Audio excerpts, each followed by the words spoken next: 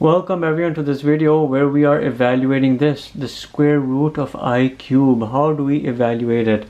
Think about this. You have I to the 1 is equal to I. We have I squared is equal to minus 1. Then we have I cube, which is equal to an I times I square, which will be equal to I times minus 1, which is minus I. I'm looking here at square root of minus I. If you think about it in terms of this, a complex number z is equal to a plus and minus bi. I can write this as the square root of 0 minus I have my a, my b value. That's how you want to think of this. Now that we've made this conversion, we're really looking here at a root, a square root of a complex number. What is our complex number? It's 0 minus I, but we have to understand this in the polar trigonometric form. How can we do that? I have 0 minus I, which is no different than 0 minus 1. Here's my x-axis, my real axis, my y-axis, my imaginary axis, and it's a point right over here. If you think about everything in this form, a complex number in the polar form is equal to r. A modulus, you have a cosine of an argument plus I sine of an argument. That argument here is represented as theta. You easily have these values. You know here r is equal to 1. You're 1 unit away from the origin. Your theta over here is equal to 3 pi over 2 or 270 degrees. In essence, you're looking at this. Z is equal to 0 minus I. But that's also equal to, in this form, 1 times cosine 3 pi over 2 plus I sine 3 pi over 2. If you were to open this up, you'll end up at 0 minus I, which would give you exactly where you started.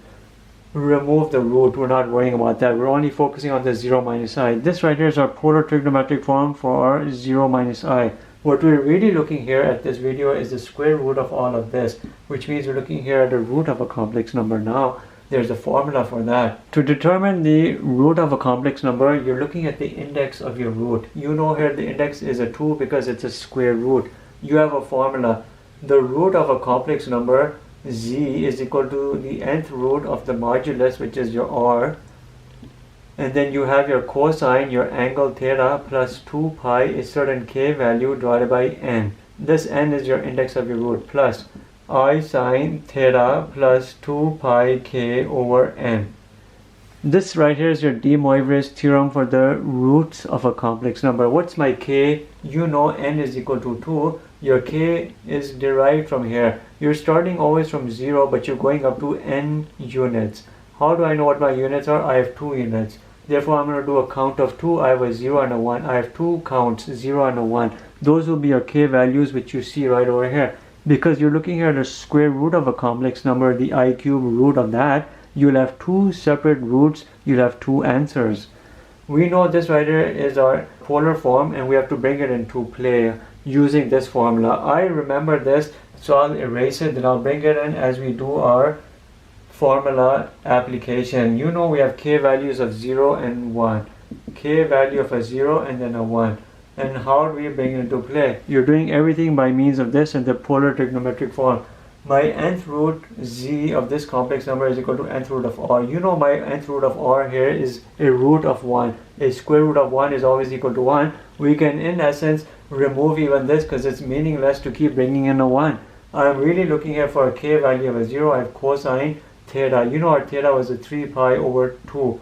Plus 2 pi, my k value here is a times 0 all over n, which is 2, plus I'm looking at I sine, then I have a theta 3 pi over 2. Remember we got that 3 pi over 2 because on the complex plane my 0 comma minus 1 was right here. You were 3 pi over 2 in terms of your radians or degrees, 270 degrees, plus 2 pi times 0 because here we're looking at a k value of 0 all over 2. That's my equation here to give me the first root of this complex number, root of I cube. My next one will be cosine. Then I have here 3 pi over 2 plus 2 pi times 1 all over 2 because now we're looking at a k value of a 1. Plus I have here I sine. Then I'll do 3 pi over 2 plus 2 pi times 1 all over 2 and we'll close it out. Now we have to evaluate this, and we can. We'll just make some space, then we'll evaluate it. Look over here, 2 pi times 0 is a 0. You don't need to worry about this. I'm really looking over here at a cosine 3 pi over 2, which you know to be 3 pi over 4. So let's bring it in. I have over here 3 pi over 4 cosine, which you know to be a second quadrant angle 135 plus I sine, it's going to be exactly the same, 3 pi over 4. We'll clean it up and we'll bring it up for you right over here. My first root of complex number, k value of 0 is a cosine 3 pi over 4. Once we simplified it, plus I sine 3 pi over 4. You know 3 pi over 4 is 135 degrees. When you evaluate it, cosine is minus, sine is positive, and you know 45 degree angles, which are your pi over 4s, are always 1 over root 2. It could be positive or minus based on the quadrant involved for sine and cosine. Cosine of 3 pi over 4 is a minus 1 over root 2, plus sine of 3 pi over 4 in a second quadrant is positive. It'll be plus I over root 2. Here's your one answer. Root of I cube gives you that as one answer. Now the other answer is going to come from here.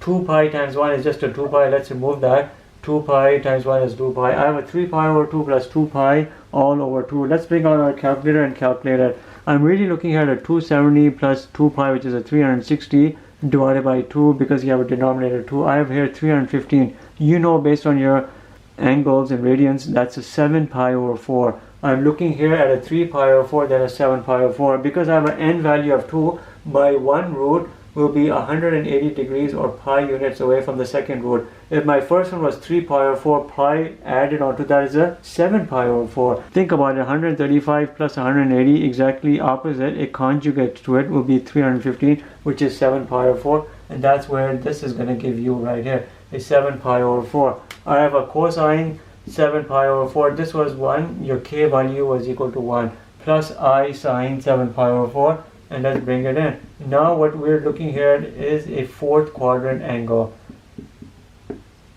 Your first angle was right here. Now we're looking at exactly opposite, 180 units again in a fourth quadrant. In the fourth quadrant, sine is negative but cosine is positive, and 45 degree angles are always 1 over root 2. Here your value will be 1 over root 2 coming from the cosine component, plus you'll have a sine of this, which is the minus. That minus will convert the positive into a minus, minus I over root 2. This right here is the other root. If someone were to ask you to evaluate square root of I cube, you have two answers. One is this, minus 1 over root 2 plus I over root 2. You can write this under a common denominator. And the other answer is this, 1 over root 2 minus I over root 2, and that's exactly what it will evaluate to. Both of these answers will be correct. Thank you for watching.